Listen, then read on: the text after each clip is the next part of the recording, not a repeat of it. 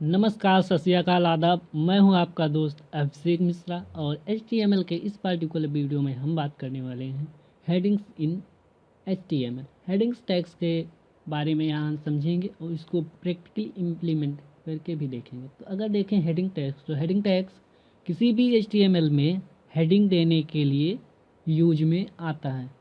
और हेडिंग्स क्या होते हैं, इसमें कितने हेडिंग्स होते हैं, पहले मैं बताता हूँ हेडिंग कितने होते हैं। हेडिंग होते हैं 6। Heading 1, heading 2, heading 3, heading 4, heading 5, heading 6। सबका अपना अपना रोल है, अपनी अपनी जगह पे अपनी अपनी इम्पोर्टेंस है। हेडिंग्स यूज क्यों करते हैं? ताकि क्रॉलर आए और हमारे साइट को जो है इंडेक्स कर पाए। अब क्रॉलर, इंडेक्सिंग, ये सब एसईओ के पार्ट्स हैं, एसईओ के कीवर्ड्स हैं, एसईओ की टॉपिक है। तो जब एसईओ का सेशन चलेगा तो वहाँ पे मैं आपको इन सारे टर्म्स को अच्छे से समझा दूँगा।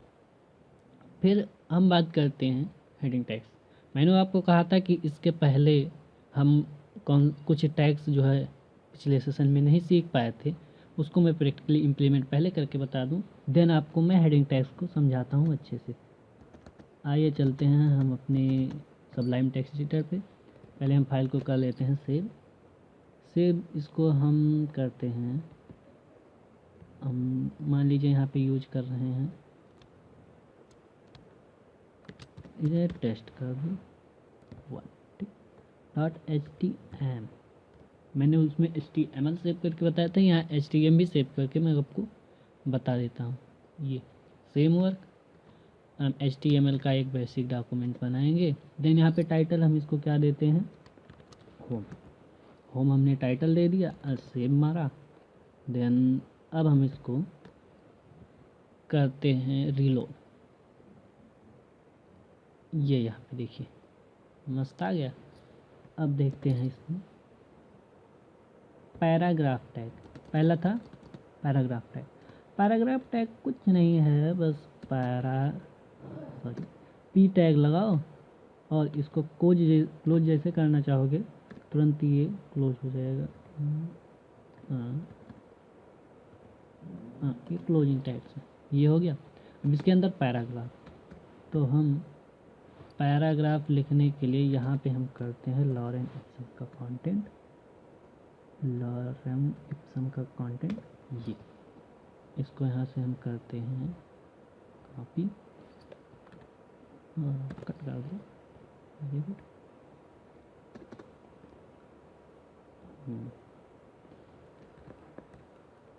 ये इतना ज़्यादा। अब एज आ पैराग्राफ ट्रीट होगा, इसको हम रिलोड करके देखते हैं। देखिए ये एक पैराग्राफ की तरह ट्रीट किया जा रहा है।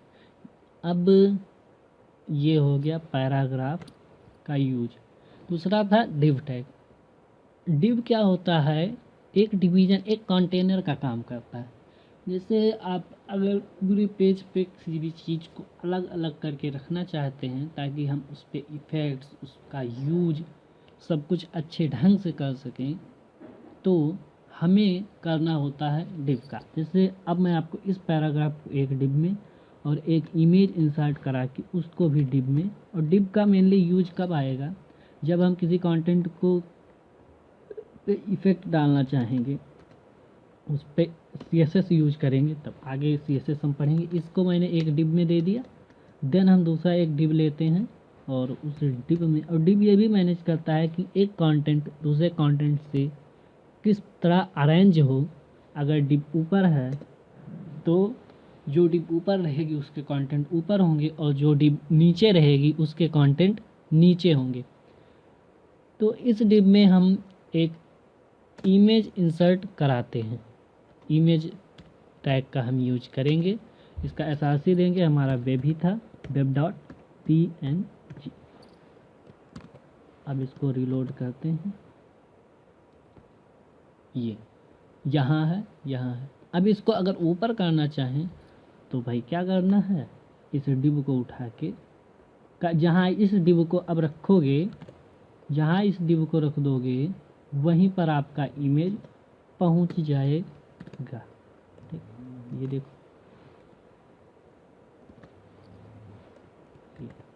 यहाँ पे पहुँच गया। मैंने इसको रिलोड किया रीलोड करने के लिए कंट्रोल आर शॉर्टकट की मैं यूज कर रहा हूँ। तो अगर आपको भी थोड़ा जल्दी करना हो तो कंट्रोल आर कर सकते हैं, अदरवाइज यहाँ से आके आप रीलोड बटन पर प्रेस करके रीलोड भी कर सकते हैं।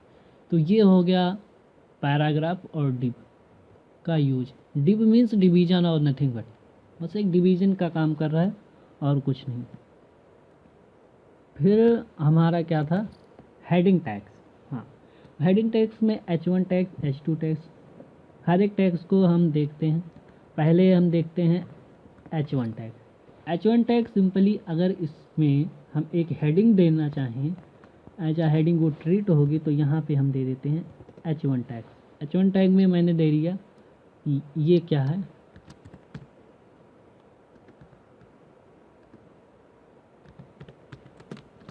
टेक पांडा न्यूज। ठीक, टेक पांडा न्यूज मैंने दे दिया और इसको हम रीलोड करते हैं। अच्छा यहाँ, ठीक, इसको हम रीलोड करते हैं। ये देखिए ये हो गया। इमेज हमने ऊपर रखा तो इमेज ऊपर आएगी। ये एक क्या हेडिंग की तरह ट्रीट होने लगा। अब ऐसे ही जितना H1, H3, H2, H4 जैसे करते जाएंगे उतना उसकी साइज कम होती जाएगी। अब मैं क्या करता हूँ, इसको करता हूँ क्लियर, देन आपको मैं दिखाता हूँ। ये इप्सम से इप्सम हटाओ, बहुत होशियार हो आप लोग, किसी चीज़ को बड़े जल्दी पकड़ते हैं। ऐसे ही किया करो, लाइफ में हमेशा आगे बढ़ते रहना चाहिए, कभी रुको ना। रुक गए तो गए काम से। लेकिन रुका हुआ पानी, क्या क्या बोल रहा हूँ, बहुत गजब की बात है। रुका हुआ पानी क्या होता है, इसको डाल लेते हैं टिंक, समझ गए होगी ना। रुका हुआ पानी किसी काम का नहीं होता, वो बहुत गंदा हो जाता है, उसी पड़े पड़े काई पड़ जाती है उसमें। ठीक, तो रुकना नहीं चाहिए कभी लाइफ में, कुछ भी करो बस आगे बढ़ते रहो। हाँ, खुद को बचाते ही रखो, खुद को बचा के भी रखो। हाँ, तो अगर H2 हमने यहाँ लगा दिया, कंट्रोल आर करते हैं, ये देखो ये इतना बड़ा उससे छोटा ये। अब जैसे जैसे हम इसको इसमें और लगाते जाएंगे, अब मैं इसी को कर लेता हूँ कॉपी और कॉपी तो पेस्ट, कॉपी पेस्ट। हे भगवान, ज़्यादा कुछ है घबराओ ना, मैनेज करना सीखो।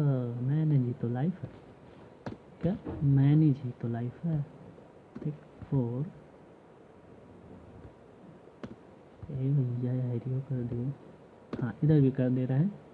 हाँ, 2 के बाद 3 के बाद 4। अरे वो बड़े बड़े कामों में छोटी छोटी गलतियाँ हो जाती हैं, मैंने पहले ही कहा, बट इतनी भी छोटी गलतियाँ मत करो, है ना। समझदार हो, समझ सकते हो। वैसे प्रोग्रामिंग में HTML में वर्क करने का मज़ा ही कुछ और है, बट सीख लोगे तो ये नहीं समझ आएगा कि अब बनाएं क्या। ठीक, तो नीचे प्लेस हो रहा है हमारा नंबर, वेबसाइट, उस पर करना कांटेक्ट। अच्छा, 6 ही होते हैं, कहाँ जा रहे हैं। हाँ, उसमें करना कांटेक्ट, और आपको अच्छे अच्छे कंटेंट्स, अच्छे अच्छे प्रोडक्ट्स जब आप करेंगे कोर्स ज्वाइन तो आपको वहाँ दिए जाएंगे। ठीक, यहाँ पे पहले प्रैक्टिकली इसको सीख लो, अब सेव करो। ये क्या बार बार, अच्छा रजिस्टर नहीं, चलो ठीक है, नो प्रॉब्लम। ये इसको करते हैं रिफ्रेश। ये heading 1, heading 2, heading 3, heading 4, heading 5, heading 6। तो ये रहा हमारा हेडिंग का कॉन्सेप्ट। डिवीजन पैराग्राफ मैंने आपको पहले ही बता दिया। तो इस प्रकार से 6 हेडिंग्स होते हैं जिनको हम यूज करते हैं एज अ हेडिंग देने के लिए।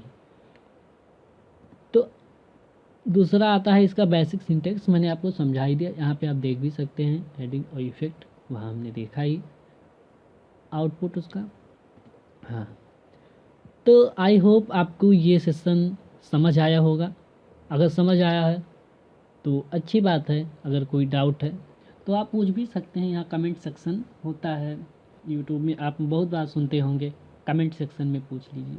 तो कमेंट सेक्शन बहुत ही अच्छा एक फैसिलिटी है जो आप अपने डाउट्स को वहाँ पे पूछ सकते हैं।